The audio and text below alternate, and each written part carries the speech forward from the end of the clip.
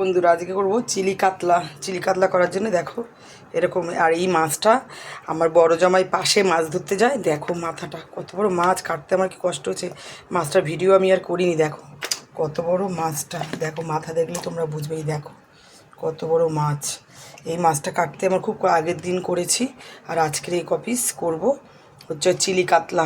এটা হচ্ছে আমার বড় জামাই ধরেছে, ও পাশে মাছ ধরতে যায়, ও ধরে নিয়ে এসেছিলো মাছটা। ভিডিও করলেই ভালো হতো, করিনি, মানে ভুলে গেছি, কেটে নিয়েছি। তাই দেখো মাথাগুলি এত বড়, এই কাটতে আমার খুব কষ্ট হচ্ছে। এটা আছে করবো চিলি কাতলা, তার জন্য আমি নিয়ে নিয়েছি। দেখো এখানে আছে টমেটো, ক্যাপসিকাম, পেঁয়াজ পাতা, মানে পাট পাট করে খোলা। এখানে আছে পাকা কাঁচা লঙ্কা, আদা রসুন। এখন আমি যেটা করব, এখন আমি এটা মিক্সি করে নেবো, যে কাঁচা লঙ্কা, আদা রসুন আর টমেটোটা মিক্সি করে নেব। দেখো আমি এখানে সম্পূর্ণ পাকা লঙ্কাই দিলাম, আদা রসুন টমেটো কাঁচা লঙ্কা। আর এখানে আছে রেড চিলি পাউডার, নুন, হলুদ আর সস, টমেটো কিষানের সস। এখানে আমি কড়াই বসিয়ে দিয়েছি, দিয়ে দেবো তেলটা। আর মাছটা নুন হলুদ মাখিয়ে নেব, দিয়ে নেবো নুন। মাছটা মেখে দিচ্ছি, আগের দিন আমি আম দিয়ে এই মাছ করেছি, রেসিপিটা এখনও দিইনি, সেটা দেবো। চলো মাছটা, তেলটা গরম হয়ে গেছে, দিয়ে দেবো মাছটা। আর মাথাটা আমি দেবো না, মাথাটা অন্য দিন একটা অন্য কিছু দেবো, সেটা তোমাদের সামনে নিয়ে আসবো। দেখো মশলাটা শিলেই বেটে নিচ্ছি, আর মাছগুলো এবার উল্টে দেবো। দেখো মাছটা ভাজা হয়ে গেছে, এর মধ্যে দিয়ে দেবো আমি ক্যাপসিকামটা ভেজে তুলে নেব। দিয়ে দেবো এটার মধ্যে জয়ফল, মানে জয়ফল না, জায়ত্রী, আর এই যে গোটা গরম মশলা, এলাচ দিয়ে দেবো। এই পেঁয়াজটা কাটা যেটা কাবলিটা, ওটা ভাজা, আমি কি পেঁয়াজ বাটা আর দেবো না এর মধ্যে, পেঁয়াজের কাবলিটা ভাজবো। এটা আমি এক সাইড করে দিয়ে দেবো এই মশলাটা,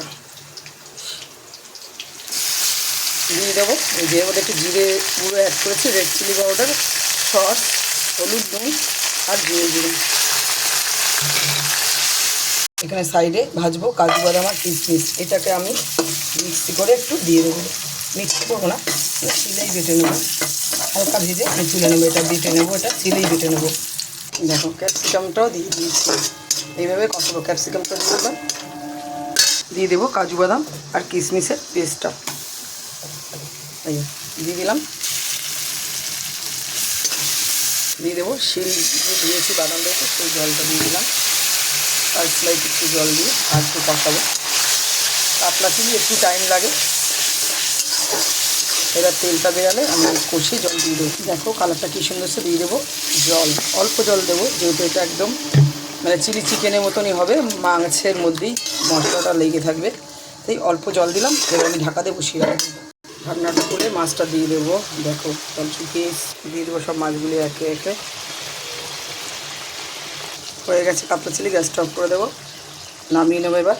দেখো হয়ে গেছে কাতলা চিলি। কার কার পছন্দ এরকম কাতলা চিলি, অবশ্যই বাড়িতে বানিয়ে খাবে। আর এরকম ধরা মাছ হলে তো কোনো কথাই নেই। আর চলো কিনে এনেও এরকম করা যায়।